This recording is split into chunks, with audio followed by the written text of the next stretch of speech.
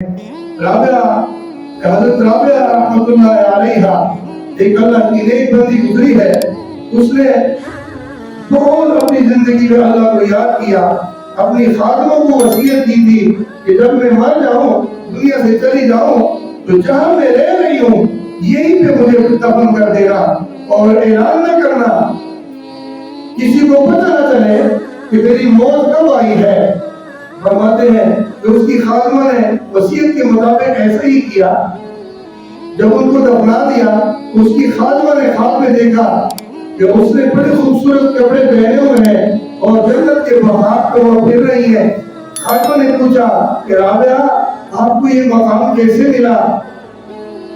تو رابعہ رحمۃ اللہ علیہا نے کہا کہ مجھے یہ مقام اللہ رب العزت نے اپنی یاد کی وجہ سے عطا فرمایا کہ میں اللہ رب العزت کو یاد کیا کرتی تھی اور کہنے لگی کہ اگر آپ اپنی قبر کو روشن دیکھنا چاہتی ہے تو تم بھی اللہ کو یاد کیا کرو, اللہ کو کثرت سے یاد کرنا.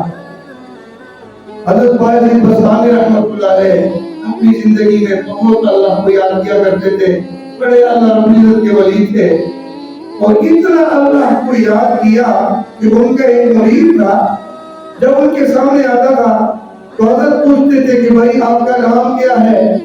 وہ نام بتاتے تھے حضرت میرا یہ نام ہے, تو فرماتے جی جی اچھا آپ کا یہ نام ہے. پھر جب سامنے آتے تھا وہ مرید آتا تھا پھر پوچھتے تھے بھائی آپ کا نام کیا ہے؟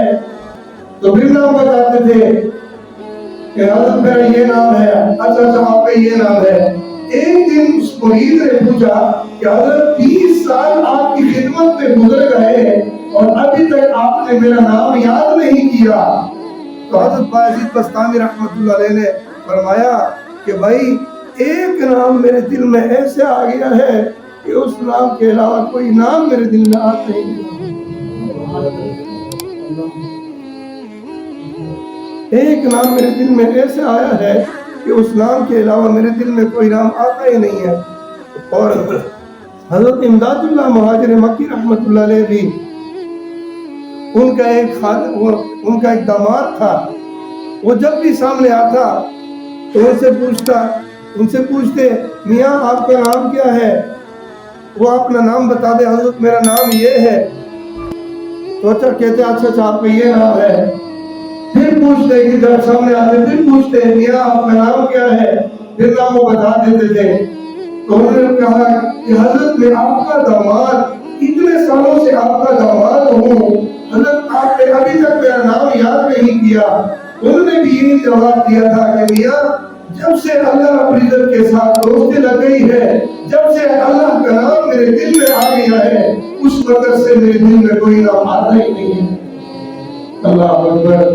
تو اس کا پتہ چلا کہ دو عالم سے کرتی ہے بیگانہ دل کو, عجب چیز ہے لذت آشنائی.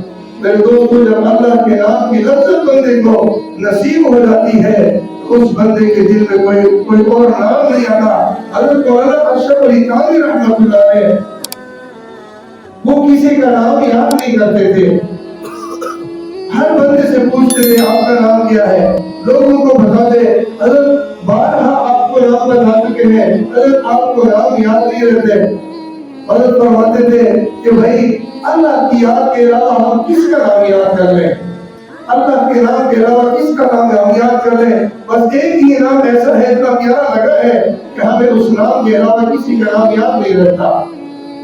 تو میرے دوستو ہمیں بھی چاہیے کہ ہم اللہ کا نام کثرت سے یاد کثرت سے لیا کریں, اللہ کا ذکر کثرت سے کر لیا کریں, تاکہ اللہ کے نام کی برکت سے ہمارے دلوں سے یہ سارا غم ختم ہو جائے, یہ دنیا کی محبتیں ختم ہو جائیں, تاکہ صرف اللہ رب العزت کے نام کا بسیرا ہو جائے ہمارے دلوں میں اور ہمارے دل کا غم ختم ہو جائے, ہمیں اللہ کے نام کی وجہ سے دلوں کا سکون نصیب ہو جائے.